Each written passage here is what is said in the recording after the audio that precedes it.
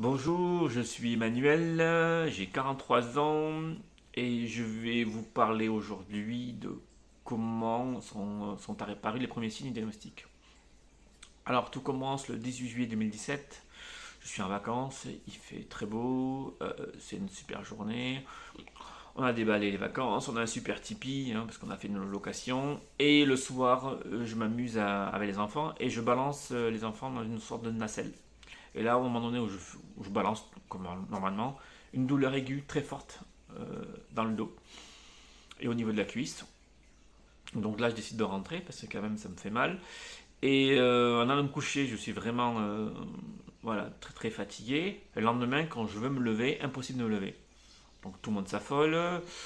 Ma compagne appelle un médecin, on va voir le médecin, qui là me diagnostique peut-être une luxation de vertèbre, quelque chose comme ça, mais rien de méchant. L'après-midi, on va à la plage, et à la plage, je n'arrive pas à me relever toujours. Donc là, je vais aux urgences. Et arrivé aux urgences, le médecin, qui au début me prend pour un toxico, bon, je crois que c'est à cause de mes cheveux, qui me prend pour un toxico, et donc il me dit bon, qu'il n'y a rien du tout, et qu'il ne veut même pas me faire de radio. Et là, ma compagne insiste quand même. Et donc, il me dit que tout va bien, que j'ai pas de problème, et il me prescrit Doliprane et anti-inflammatoire, comme j'avais eu le matin. Donc là, les enfants sont en pleurs parce qu'ils se rendent compte que les vacances sont foutues parce que il n'y a pas eu de miracle avec les médicaments avant, donc il n'y en aura pas avec les nouveaux médicaments qui sont exactement les mêmes. Donc, on rentre à la maison. Là, je décide d'aller voir mon médecin traitant le lendemain. Donc, je rentre. Moi, je rentre tout seul. Donc le chemin a été extrêmement compliqué. Donc je rentre et là je vois mon médecin traitant qui me voit et là qui me dit il y a un problème, parce que Camille me connaît.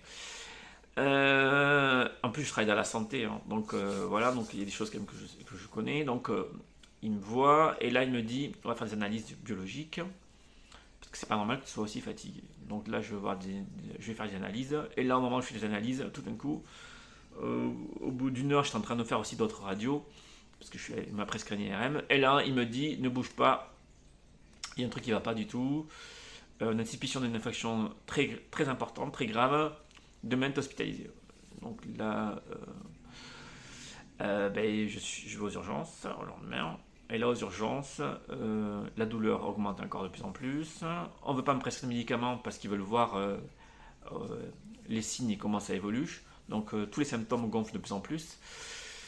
Et donc j'ai les mains qui gonflent, tout qui gonfle, et je peux plus bouger, je suis allongé, je peux même plus me lever, c'est fini. Et là, le médecin qui arrive, qui me dit que j'ai certainement un problème rhumatismal. Ça fait 3 jours que j'ai les symptômes rhumatismales. J'ai une CRP à 120, donc ce qui est extrêmement important, et on me donne des médicaments. Et là, les médicaments, pendant 1 ou 2 jours, rien ne passe.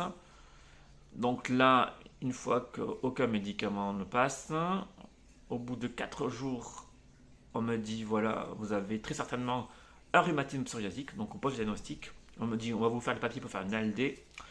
On me dit dans la même foulée que je vais faire un traitement, une biothérapie, parce que les corticoïdes ne marchent pas. Et on me dit que je veux une maladie qui va être à vie et qui va être handicapante et que mon quotidien va être bouleversé. Donc voilà, donc ça en même pas 5 jours.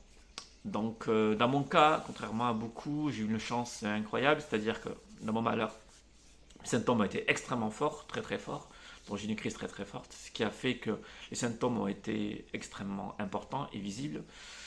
J'ai eu le droit à la visite des étudiants parce que j'étais un cas clinique extrêmement d'école, on va dire un cas d'école. Et donc, c'était pour tout le monde extrêmement important de voir enfin un patient qui prend tous les signes cliniques qui normalement prennent du temps. En règle générale, à peu près c'est 2 ans pour que on arrive à diagnostiquer la maladie.